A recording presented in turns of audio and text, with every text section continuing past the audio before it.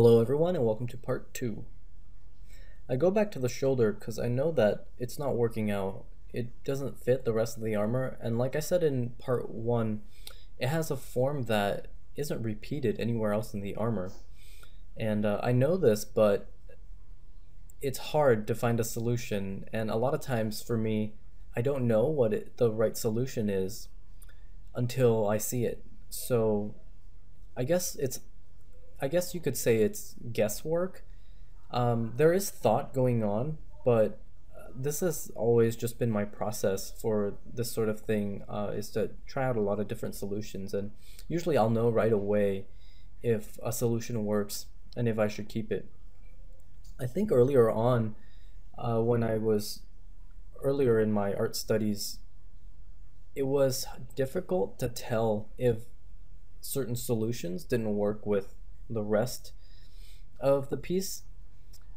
It's sort of your design sense sort of matures as you get better, and I'm still trying to figure out the armor here. Still trying to figure out the center there. I feel better though because I know that the general idea, the general form of the center of the chest there is okay, and I like it. Right here, I'm adding these shapes to the chest plate, the two shapes on the sides there, and they remind me of jet engines. And I thought I wanted this to be look kind of sleek, so I guess that's worth keeping and giving it a try and seeing if that'll work out later. I'm checking the perspective to make sure that everything is aligned, and you can see that earlier on in this painting, I didn't bother to check the perspective much.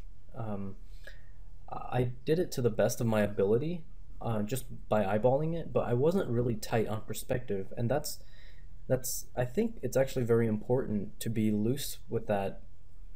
If you tighten up and you're trying to design and paint, and you're trying to get the color just right and the perspective just right, that's a lot that's a lot to handle all at once, and I think this is the reason why um, a lot of digital painters will start in black and white, or why that's one of the main techniques for painting, and it's a perfectly valid technique, and it's a good idea if you're finding that you are having trouble handling color and design, and perspective at the same time. So just try black and white, and don't worry too much about this perspective, and just try a design, and that perspective and color can come in later. um, it's also one of those things that develops over time, and as you get more experienced, it becomes much easier to eyeball it. Those things aren't really a big deal. It's just a matter of time and hard work. It's really the design sense that differentiates you from every other artist. So still going here, still working. Here I'm trying to create a multi-layered shoulder. I was, um, you can see that I'm kind of trying to dance around the design of that shoulder piece up there because I know that there's something about it that's not working. Um, so I'm designing around it, and I didn't really notice this until now, but it's almost like I'm designing around it because I don't know how to do that. So I'm looking for other solutions. I'm wondering if that's what's wrong with it, and I'm seeing maybe I'm missing something else. But really, it what really was just that shoulder piece, and I'll come back to that later. I'm trying to connect the shoulder piece to the armor there, um, but I end up changing that later too. Yep. Painting, painting, painting. Uh, Pretty soon here, I start going back to the background, um, because when I get to a certain point with the character, I felt like I need to figure out how I'm going to light this scene. I didn't want this to just be this backlight because that would just silhouette the character and you wouldn't see very much of her. She'd pretty much just be a big shape in front of this light in the back. I'm trying to figure out the background, trying to make it interesting. Um, and since this piece is all about this character, it's the background is just to enhance the way the character is viewed. I'm trying to shape it so that parts of the character I want to have focus on, maybe that's going to be sort of dark on light and the background will be light, and then certain parts that I don't need that much focus, I'm not going to create a lot of contrast there. And especially for lighting scenarios, uh, sort of an excuse that I used to make a lot earlier on um, in my painting studies was that the excuse, well, that lighting could exist. So I would paint something and it wasn't great, it wasn't good, but I would say, well, um, just to myself, I would say, well, that lighting could exist, so that might be okay. And this is another pitfall because as an artist, are you're in control of everything that's on the canvas. And there's absolutely no excuse for making a choice that is not as good when you know that there could be a better choice. And so sort of like a story, right? You or a movie, you would never, I think a lot of times when people watch movies, there's something really crazy that happens, right? Something that, well, the chances of it happening are so slim. But in a well-made movie, these things happen too, and that's because this story is being told because there's something extraordinary about the situation. Because you wouldn't tell a story that happens every day. So same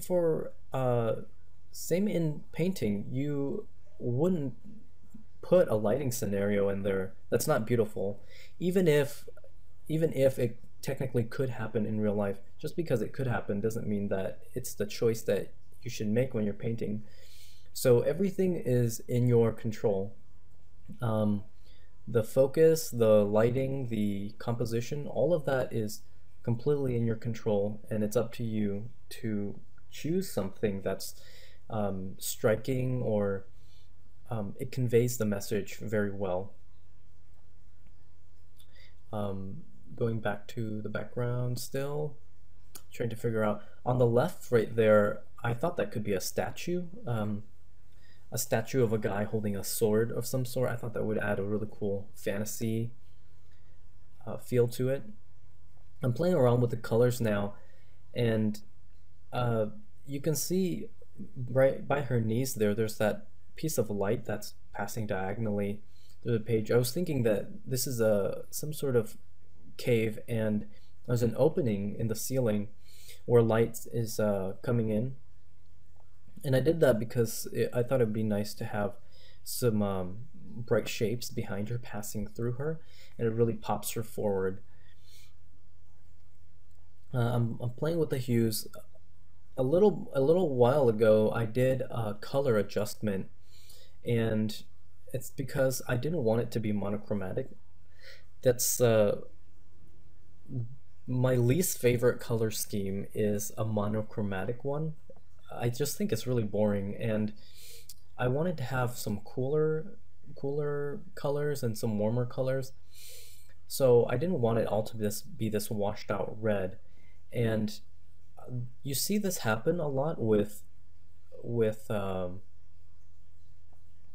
I guess with painters that aren't that experienced yet, because it's harder to mess up with a monochromatic scheme. Um, you have you have reds, and you have maybe some oranges and some different reds, or you have sort of a general blue, and it's hard to mess up because the colors are all similar, so you're not going to get a sort of a jarring color that's I guess wrong and wouldn't exist in that environment. And what I found about that is usually if you have a monochromatic scheme, it should be for a very specific reason. It should have thought behind it, and it should be very, I guess it shouldn't be that way because you're limited by your ability. So, um, the thing I talked about the jarring colors for I find that if if someone's painting and they have colors that aren't working, it's usually because they don't understand warm and cool colors and how saturation changes as forms turn. So, um, and the of her head, but sort of that middle section, there's not a lot of contrast. Um, and adding that later on when I add that light coming from above, hitting her breastplate, that sunlight is gonna pop that out and show the design well. I'm adding some sort of, maybe there's some popping and crackling from fire going down from below. I added the blue light on the left there just to make it feel more um, fantastic, more fantasy, because orange and blue, or blue and red tend to give a very fantasy feel, because those are they're it's rare to have, unless there's something supernatural going on, or some magic going on. You don't often see a strong blue and orange light in the same scene, or blue and red light. So usually when you have those two, it adds sort of a fantasy feel to it. So I'm trying to finish up the environment so I can dedicate the rest of my time to painting the character. Just refining the light. Usually in a scene like this, I like to get the character at least maybe 30% done or so, and then I like to um, finish up the environment, or finish up most of the environment, everything but the fine details. Yep, exploring some different shapes with the background there. I never let the character get more than maybe 50% done before I finish the background. Um, just because just the well, not just the background, but the foreground part of the background also. But finishing that stuff will really give you an idea of what the scene is like, so you can light your character. And when I'm doing this, I'm also thinking about what can I put into the scene to enhance the lighting. So um, in some cases, you might want to um, have some light hitting the ground, and then that light will bounce back up and create a warm glow on the bottom of the character. In this case, I have a direct light source from below, that lava light. Or maybe you want to have some mist. You want to make it misty in certain areas to draw attention away from certain edges, and then you want to leave some parts without mist to have those harder edges um, to draw the eye there. Everything is in your control, and there's there should never be an excuse to um, there should be nothing to excuse why you made a bad choice, other than you're just not good enough yet. And this painting is definitely not amazing or great or anything, but art is one of those things where it's extremely easy to deceive yourself, um, because you put so much creative energy into it. And this isn't like um, it's not like some other monotonous task. It's not like doing a math problem or something like that. It has creative input, and when you put your creative energy in, it's very easy to become biased about it and to see your image as better than it really is. Also because whatever you paint, you painted it that way because to the best of your abilities at that time, you thought that that was the best way to do it. So it's very difficult to see your own mistakes sometimes, and it's good to get a different another person's perspective on it. But be very very careful when you're getting critique because uh, I think every artist has been, I think, maybe a little arrogant about their work at some point in their life. I mean, once you get to a certain point, you kind of understand that you understand how to take a critique, and you understand that no matter how sure you are about something, there could be a good chance that you're still wrong, no matter how much you know, even if you're a pro or an amateur. So you learn to take critiques, and you learn to be extremely modest and humble about your work. Sorry, I'm just rambling. I don't really know what else to say. I mean, I could just say, oh, I'm working on this part of the armor, but that's repetitive. Yep, just chugging away. I'm had a little bit of trouble with the hand there. I'm not very good with hands, and I'll definitely look up some reference when I start doing that. When I start rendering out that hand, I'm really starting to like the way that the character's coming together. The that armor that's attaching to her chest plate, that's going sort of around her waist. I'm liking that. Painting away, painting away. Oh, by the way, thanks to everyone who shared and liked my uh, the couple of videos that I've put out. I really appreciate it. It means a lot to me. I honestly had no expectations going into this, and um, I didn't think that it would get such a great response. But yeah, thanks a lot, guys, for checking it out. Still refining the light. Um, I think at this point I'm pretty much done with the environment completely, until I'm maybe at the last 20% of the painting where I'm just putting the fine details in. But I'm going back to that part of the armor, wondering if this is working. I'm wondering if this is the right direction. I'm checking the perspective again. When I start to get to this stage, I tend to check the perspective a lot more because I don't want to render something and then find that it's out of perspective later. Uh, it's just going to be a lot more work in the long run. So much about painting is to figure out what order to do things in. And I know for me, this was a really big challenge at one point to sort of just know what order to do things in. And a problem I had, and I think a lot of people have had, is they start tightening up and they start rendering too soon. Um, they'll zoom in and they'll render, and I think that happens to everyone. I don't think there's a single person who doesn't do that when they start learning art. But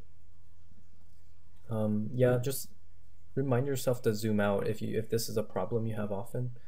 Uh, Zooming out just lets you see the whole image, and if you're bogged down by the details, um, it can really slow you down and they can hurt your design.